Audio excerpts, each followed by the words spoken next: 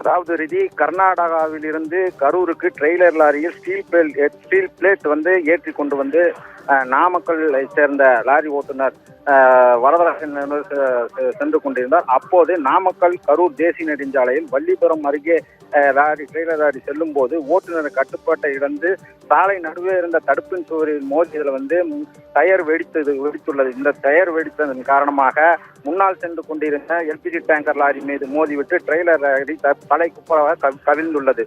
அப்போது சாலையில் two wheeler சென்று கொண்டிருந்த தாய் மற்றும் மகள் இருவரும் சென்று கொண்டிருந்தனர். அந்த ட்ரெய்லர் லாரி அவர்கள் மீது மோதியதில் இளம்பெண் சினேகா சம்பவ இடத்திலேயே பரிதாபமாக உயிரிழந்தார். இந்த சம்பவத்தில் காயமடைந்த சுதா மற்றும் ட்ரெய்லர் ஓட்டுநர் வரதராஜ் ஆகிய இருவரையும் அருகே மீட்டு அரசு தனியார் மருத்துவமனைக்கு அனுப்பி வைத்தனர். இந்த நிலையில் லாரியில் ஏற்றி வந்த ஸ்டீல் பிளேட் அனைத்தும் சாலையில் சிதறி கிடந்தன.